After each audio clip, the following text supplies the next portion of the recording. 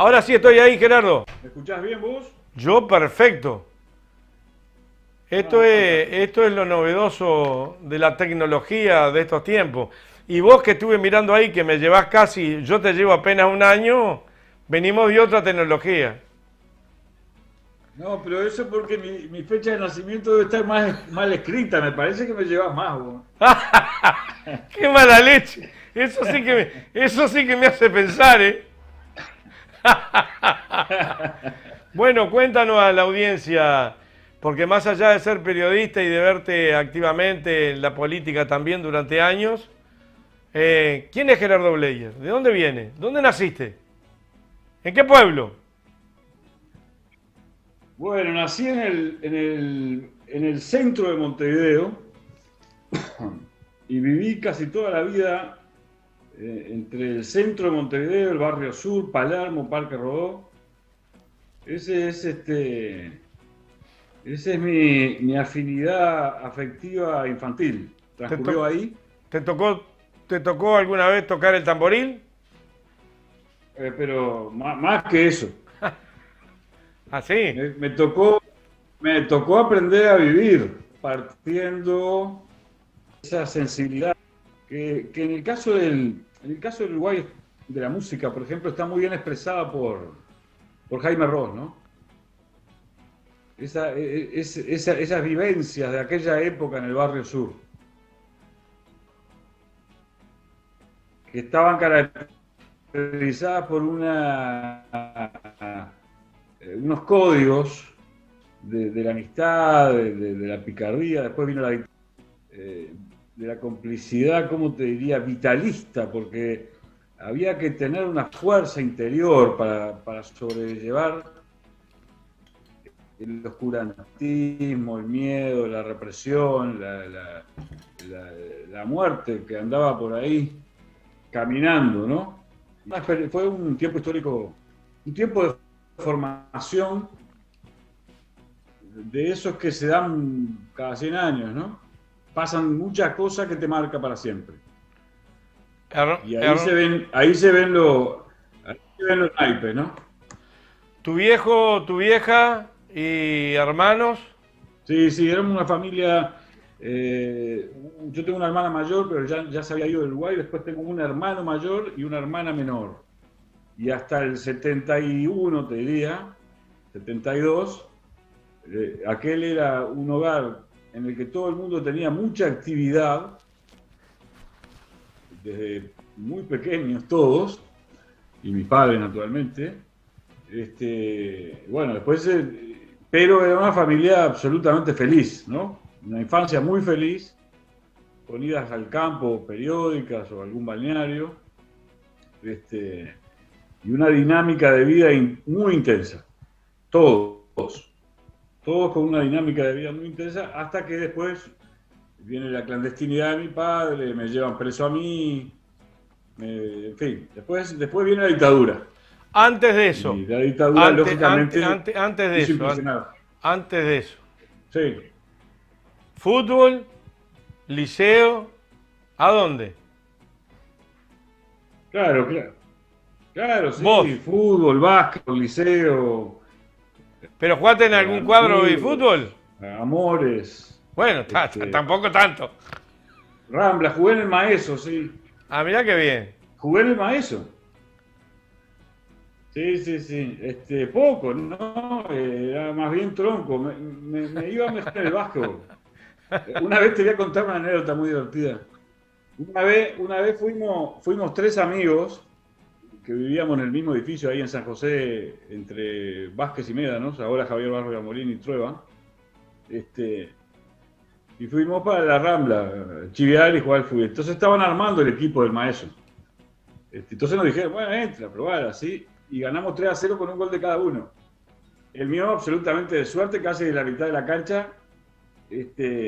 Pero después seguí yendo y jugando unos cuantos partidos y el técnico, que era un tipo inteligentísimo,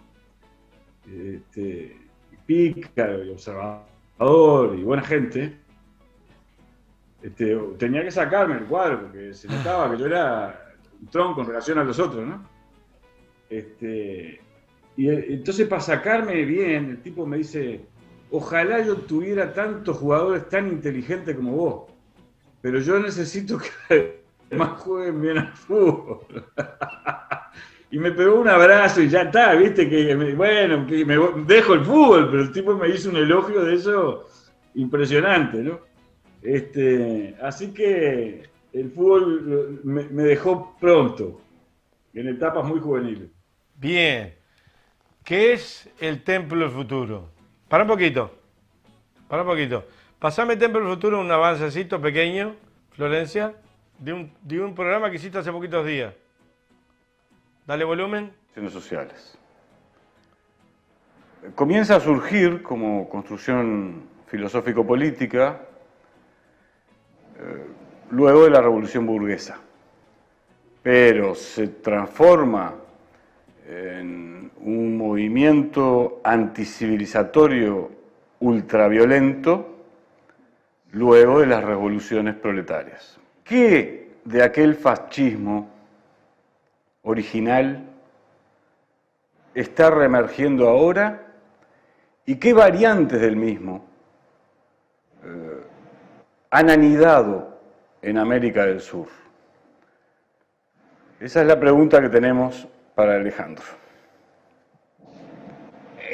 A ver. ¿Me estás escuchando? Sí, yo te escucho perfecto. Bien, que hasta ahí vamos. Perfectamente, yo te escucho perfecto. Después que lo vayan a ver a YouTube, el programa tuyo. Sí, claro, claro.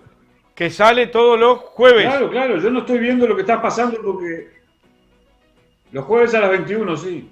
Bien, ¿qué es el Templo del Futuro? Pasé la última edición de que le hiciste la entrevista al argentino, que no me acuerdo el apellido ahora, en cuanto al neofascismo y el fascismo. Horowitz. Bien, ¿qué es el Templo del Futuro para vos?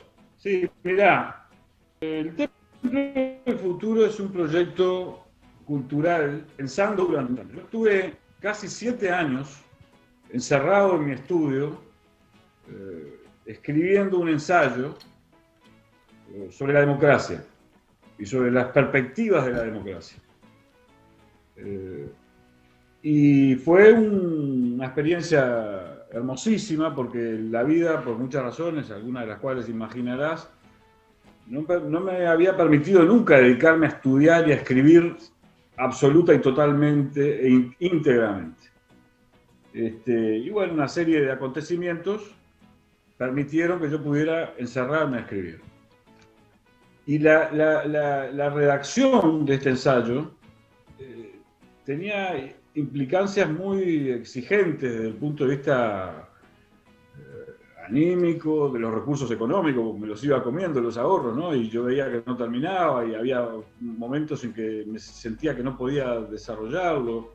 Yo quería escribirlo además en un lenguaje sencillo, ¿no? Todo lo sencillo que fuera posible en temas tan complejos.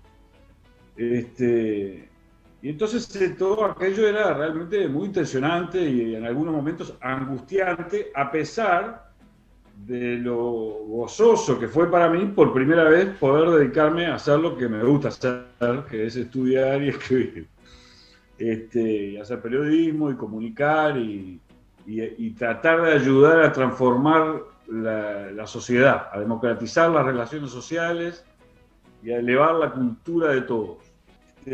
Entonces, en esos momentos de angustia, porque estaba muy agotado, yo fui dedicando 1 hora más o menos por día a hacer un análisis de cómo iban evolucionando las tendencias de las políticas culturales y comunicacionales en el mundo entero, y buscando modelos, y mirando, y observando, y haciendo anotaciones del futuro.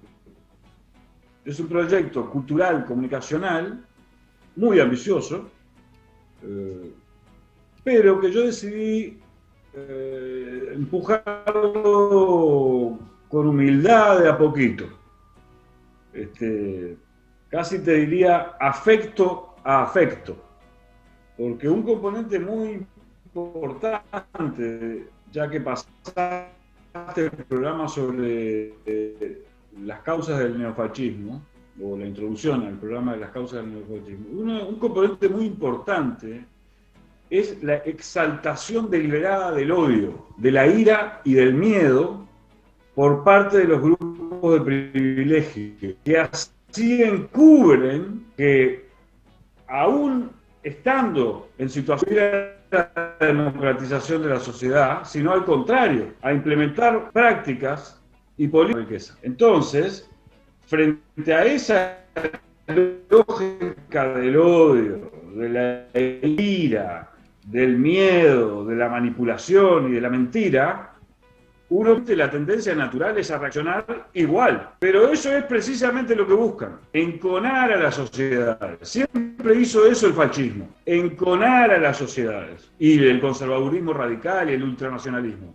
Enconar a las sociedades. Porque las sociedades enconadas no reflexionan, no piensan, no se toman el tiempo para deliberar con la naturalidad de los que da mirarle el rostro al otro. Como esto está pasando además en medio de una situación en que los instrumentos de comunicación tecnológicos aceleran la comunicación debido de llegar a millones de individuos, o por lo menos a unos cuantos miles, pero mediado esa comunicación por un puño cerrado, si lo estás insultando, entonces puede venir una reacción, entonces cualquiera dice cualquier cosa del otro, porque no está ahí de frente, ¿no? Hablando de los códigos del fútbol y del básquetbol, y del barrio, Palermo, de mi infancia.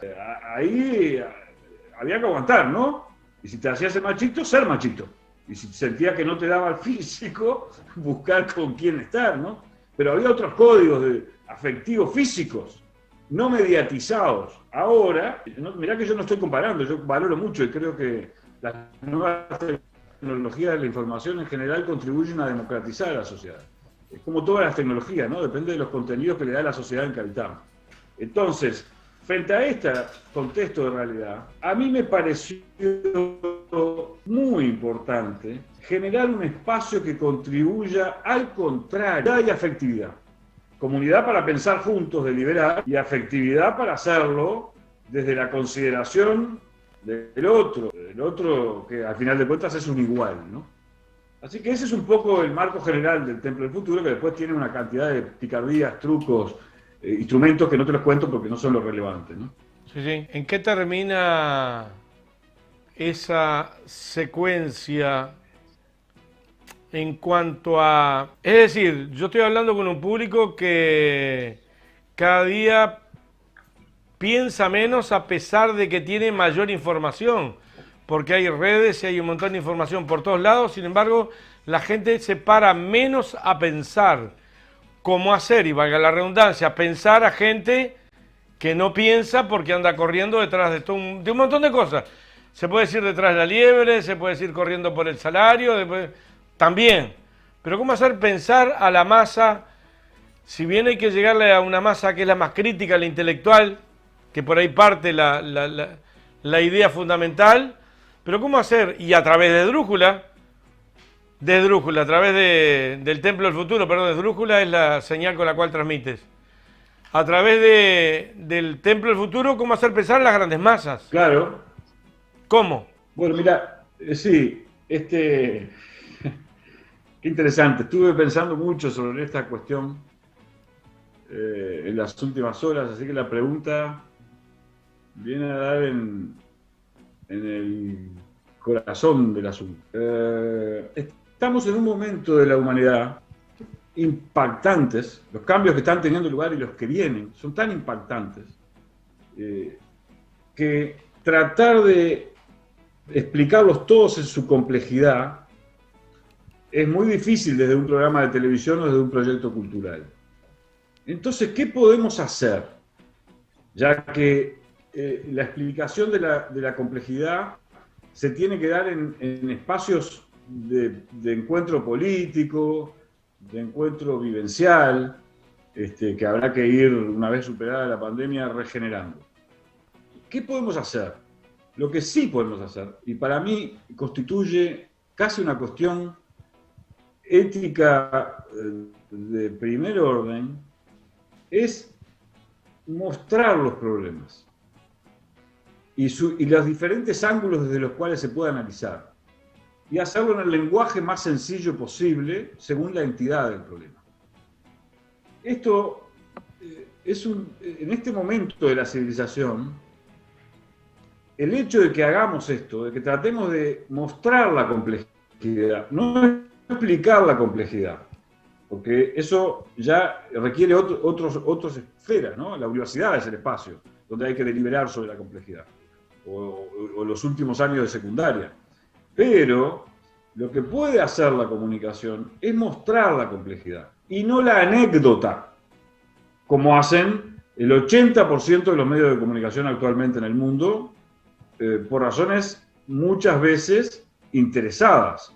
Cuanto menos la gente analice la complejidad, más sigue las lógicas inerciales de una vida vacía. Pero vamos, avancemos. Sí, hay un componente, porque como no me gustan las teorías conspiratorias, te digo que hay un componente que es natural que estén siendo, que haya algunas dificultades en las comunicaciones, en las telecomunicaciones, porque debe ser este el momento de la historia del Uruguay en el que más cantidad de internautas hay al mismo momento, entre otras cosas porque la educación se está realizando a través de estas tecnologías. Entonces no hay que hacer teorías confabulatorias, ¿no? Pero la gestión de Carolina Cose nos puso a la avanzada del mundo en telecomunicaciones, tendiendo fibra óptica, de modo que deberíamos poder resolver este problema. Estamos en condiciones de resolver este problema. Capaz que hay algún problema de gestión. En este programa acá escuché ahora, la semana pasada, jueves, viernes, a una declaración oficial del gremio de Sutel en cuanto a esto que estamos viviendo ahora.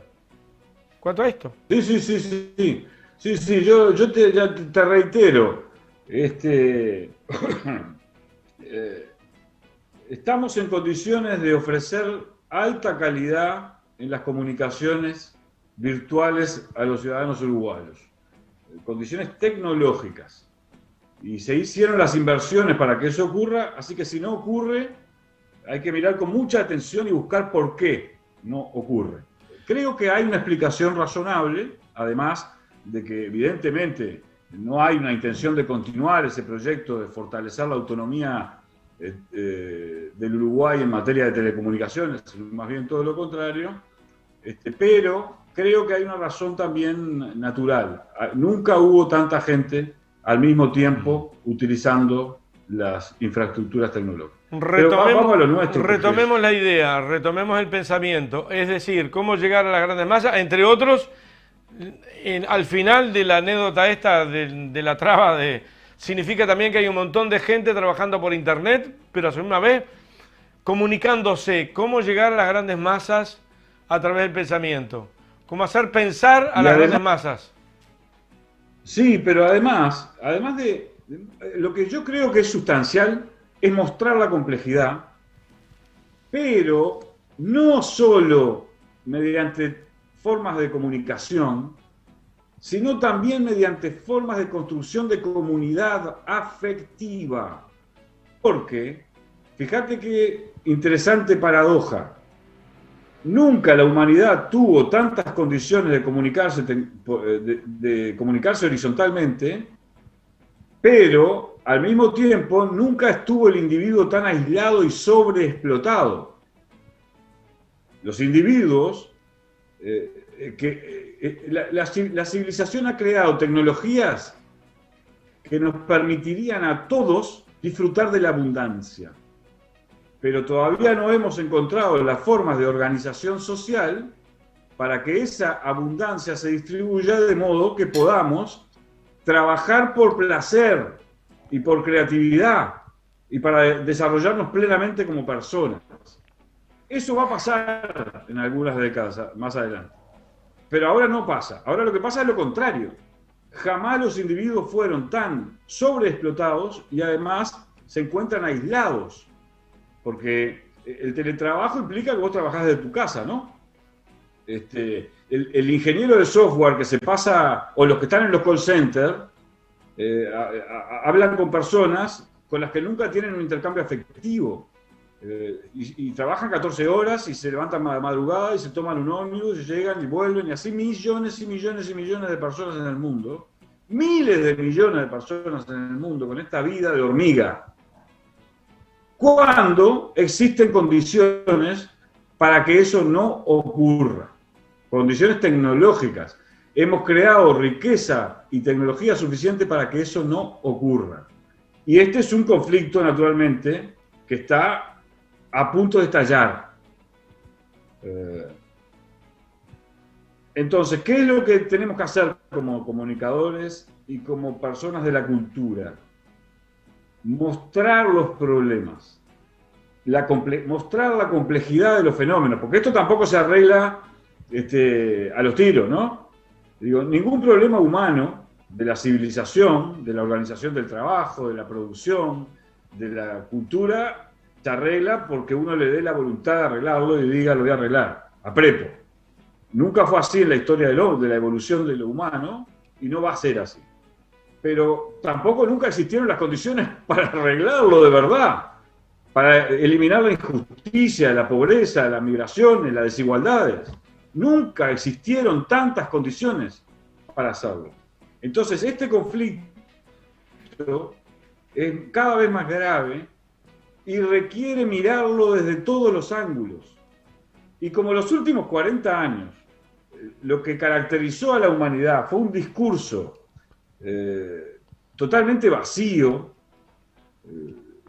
carente de la más mínima seriedad intelectual, carente de teoría, de esfuerzo científico por comprenderlo, que se llamó neoliberalismo, aunque yo prefiero hablar de neoliberalismo radical, porque el liberalismo contiene unos componentes revolucionarios en su génesis, ¿no? Entonces, me parece que hay que enfatizar el poner al individuo solo y aislado como el centro del asunto en el mercado, y que ahí se arregle, ¿no? Como si todos partiéramos de las mismas condiciones para desenvolvernos en la vida, cuando sabemos que el 80% de la población mundial no tiene las condiciones para desenvolverse en la vida, normalmente. Educación de calidad, salud de calidad, alimentación de calidad en la infancia. Entonces esa ideología vacía y antihumanista, que durante los últimos 50 años se ha repetido como loritos todo el mundo por ahí, con periodistas acríticos, medios acríticos, nadie mirando. Bueno, pero ¿esto por qué? ¿Esto tiene que ser así? Etcétera, etcétera, etcétera. Entonces, yo creo que la función principal de la cultura, luego también de la comunicación, es mostrar la complejidad de los problemas y desafíos que afronta la humanidad para generar la masa crítica que nos permita solucionarlos. Con paciencia, políticamente, con participación plena de ciudadanos, con comunidades activas interactuando y pensando futuro para resolver los desafíos de la humanidad. Y eso es lo que se propone hacer el templo. ¿Cómo hacerlo? Deberían haber muchos templos, porque estamos hablando de Uruguay y algo más porque estamos por internet. Pero yo me formé o me crié desde niño, peón de quinta, escuchando a mi viejo y a otros viejos por allí en las quintas que el capitalismo estaba a punto de caer. Y esto hace ya 50 y pico de años atrás. Y el sistema capitalista se reconvierte, el mundo crece en población, se distribuye la riqueza en bienes materiales, cada vez duran menos, cada día hay más desechos, la gente corre cada día más. ¿Cómo hacer para...? Porque desde el Templo del Futuro, yo me imagino, y es muy importante, y aconsejo que lo vean los días jueves a la hora 21, a través de Brújula TV, pero en realidad parece una tarea que cuando vos llegás ahí que dice cae, se reconvierte de vuelta el sistema. Viera decía el otro día, Carlitos Viera, el economista, en este programa, 6.200 billones de ganancia tuvieron en el 2008 los más ricos. Hay una riqueza de 6.200 billones. Ahora, a la fecha del 2020, hay 14.000 y pico billones de la gente que tiene plata que no sabe dónde la va a invertir para hacer más plata. ¿Cómo revertimos eso? Bueno. Te voy a dar una opinión que es el resultado de las investigaciones que he hecho, ¿no? Durante años. Ajá. Una opinión de tendencias. Yo no voy a decirte va a pasar esto, porque yo no sé si va a pasar esto. Entre otras cosas porque en la vida hay un componente de azar, ¿verdad? Miles de millones de personas toman decisiones todos los días. Y algunas decisiones, si apretan un botón y hacen estallar una bomba atómica o no, puede cambiar el curso de los acontecimientos. Entonces yo no te voy a decir va a pasar esto, pero sí te voy a decir lo que me parece que tendencialmente va a ocurrir en los próximos 30, 40 años. En los años inmediatos, 20, 30 años inmediatos, va a haber una aceleración del capitalismo. No una superación del capitalismo, sino una aceleración de la producción de valor según las formas del sistema capitalista de producción. ¿Por qué va a ocurrir eso?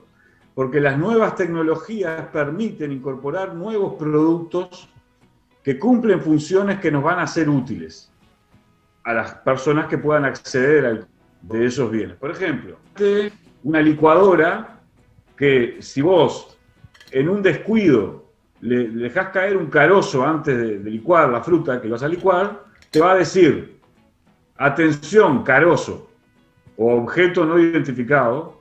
Entonces vos se llama eso los objetos inteligentes, ¿no? El Internet de las cosas. Y algunos productos, la heladera, vos por teléfono vas a poder regular tal y tal cosa y vas a tener lugares en la heladera que vas a poder anularla para que dejen de congelar si vos querés que al día siguiente esté descongelado tal producto que colocaste en ese lugar. Hay una parte que ya se hace. No, ya sé. Muchísimas cosas más. Yo estoy queriendo ser muy simplificar mucho la explicación de por qué se va a generar valor, que es toda la clave del capitalismo, es que todo está concentrado en la producción de valor y de beneficio, en beneficio de quien tiene el capital para producir ese valor. En la valorización del capital. Ese es el objeto del capital. Por eso deshumaniza. Porque podríamos poner la producción de riqueza, de tecnología y de ciencia al servicio de la humanidad, no al servicio de la producción de valor. Pero, en el mismo tiempo en el que se va a producir esta aceleración del capitalismo, también se va a producir fenómenos referidos a una puesta en tensión de, por ejemplo, el uso de la naturaleza, la sobreexplotación de la naturaleza, la sobreexplotación de un grupo pequeño de trabajadores muy bien pagos, pero la generación al mismo tiempo de cientos de millones de trabajadores sin empleo. Entonces, que van a quedar sin empleo, literalmente. Te estoy hablando de cientos de millones de personas en el mundo. Entonces, se van a generar contradicciones complejas de resolver que lo que están necesitando es un sujeto de la democracia que tome el toro por las astas y busque las formas de resolverlos. Pero ya no, y este es un tema sustantivo, ya no dentro de las fronteras de un Estado-nación, porque ningún problema de la humanidad puede ser resuelto dentro de las fronteras de ningún Estado-nación, ni siquiera de China, Alemania, Estados Unidos o Rusia, países inmensos, ¿no? Y superpoblados, y llenos de recursos naturales y de tecnología. Ningún país por sí mismo puede resolver ninguno de los problemas que afectan a la humanidad. Eso produce una tensión que va a generar dinámicas sociales nuevas, que todavía no sabemos cómo van a tener lugar y que yo no me atrevo a decir te va a ocurrir tal cosa y tal cosa y tal cosa. Lo que tengo una percepción bastante nítida es que va a ir surgiendo un sujeto de la democracia, le llamo yo, que va a ir buscando, experimentando formas de producción nuevas, articulándose en red en todo el mundo y generando mecanismos de exigencia política, de resolución de estos problemas, contemplando a todos los individuos de toda la humanidad. Va a llevar tiempo y además no va a ser el acto de una voluntad, de un demiurgo inteligente que imagine cómo se va. No, no, no. Va a ser el resultado de las prácticas sociales, de las búsquedas de la sociedad, productivas, culturales y existenciales. Porque de lo contrario, ingresaríamos en una etapa autodestructiva de la humanidad. Y entonces es muy importante lo que te voy a decir ahora. En general, ningún ser vivo se autodestruye. Ninguno. Por eso existe la vida. Y por eso la vida se ha diversificado en el transcurso de la evolución de la vida misma. Ningún ser vivo se autodestruye. Y para decirlo ahora un poco en broma, en otro nivel de reflexión, el general Liber Seregni, que tuvo que lidiar siempre con las diferencias de matices o filosófico-culturales de los diversos componentes de la izquierda uruguaya, ¿no? Desde democristianos, marxistas, liberales, radicales, liberales igualitarios, liberales republicanos, socialdemócratas,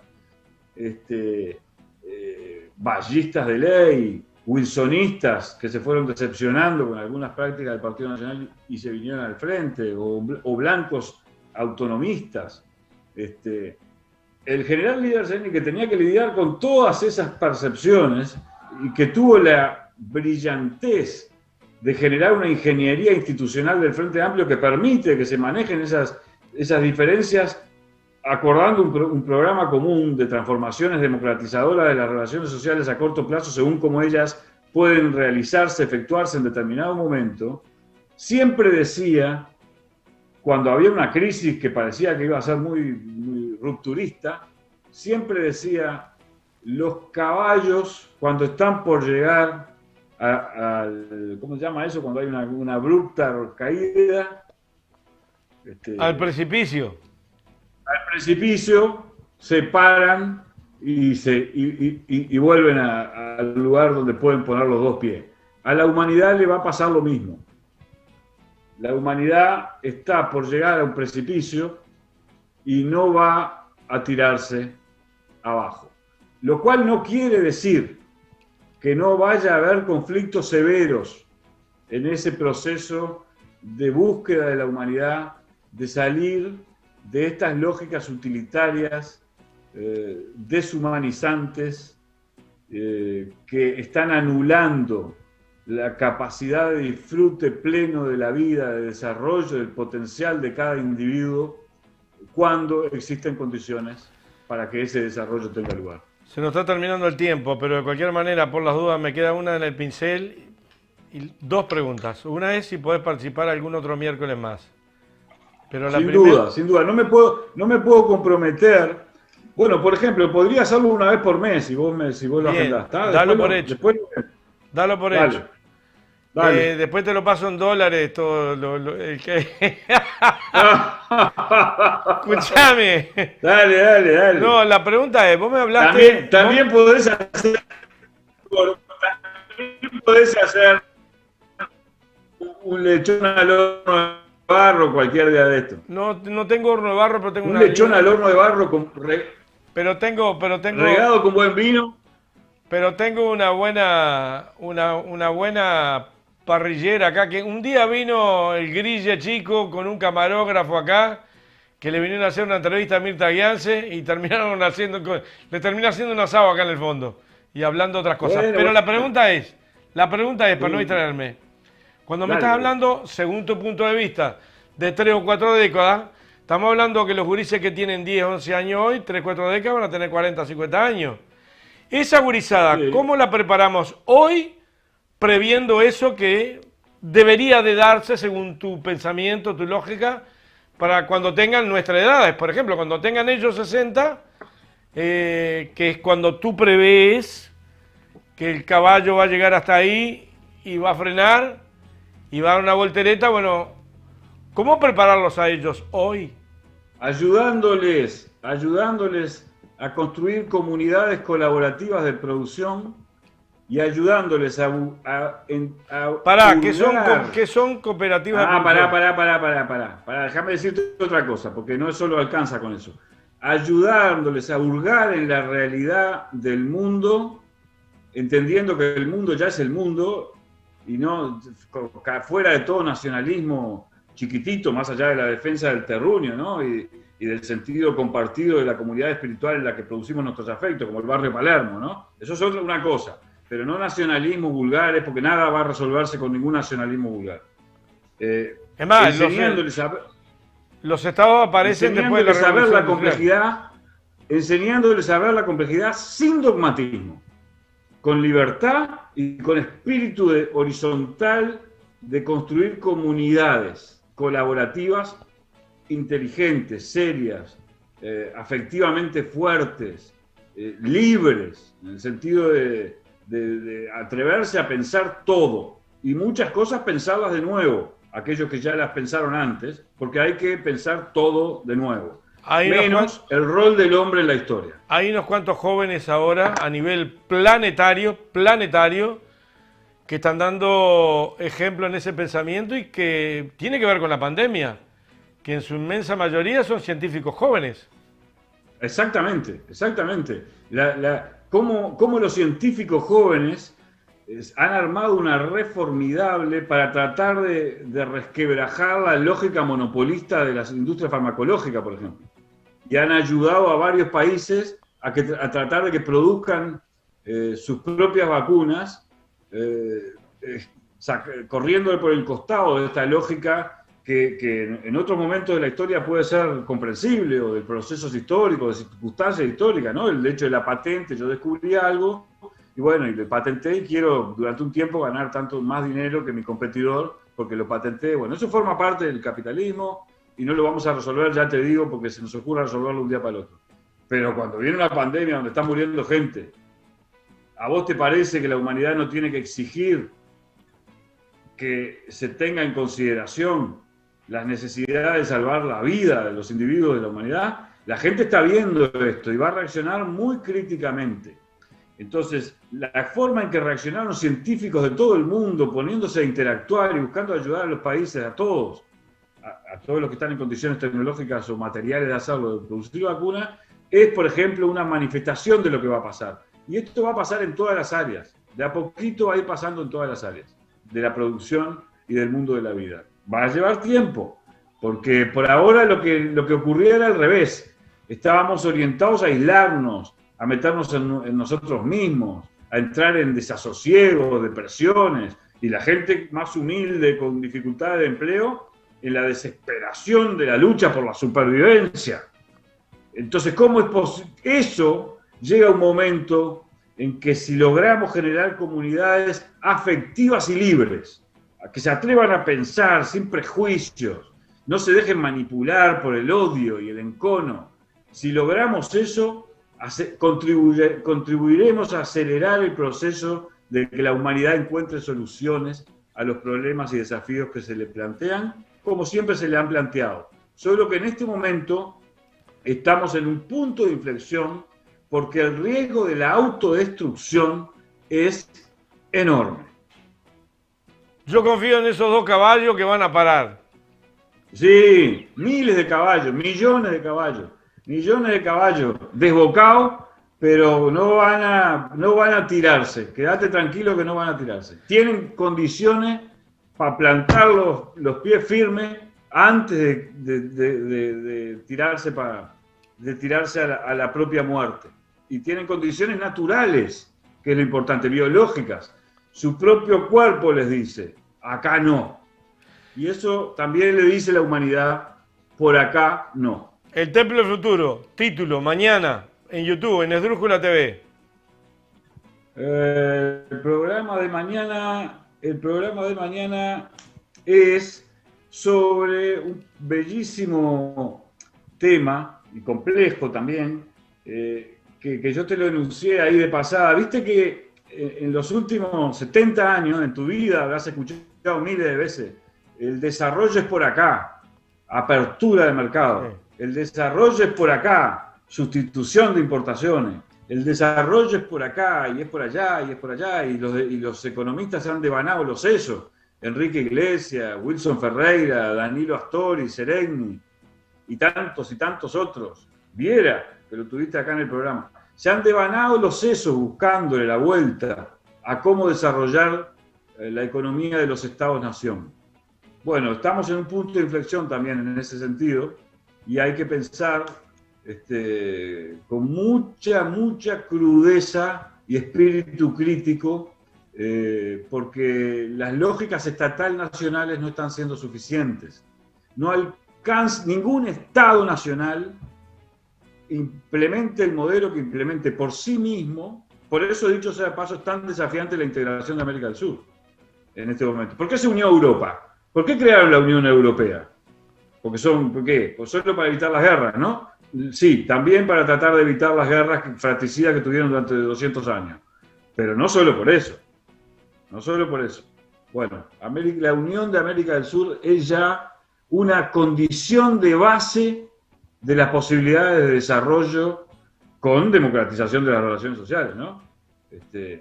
Porque hay gente que le importa un pepino el desarrollo porque hace un acuerdo con la multinacional, le trabaja para la multinacional, le vende a la multinacional y lo que le pasa a los demás compatriotas les importa un rábano. Y después te hablan de nacionalismo. Estos son los primeros que hablan de nacionalismo.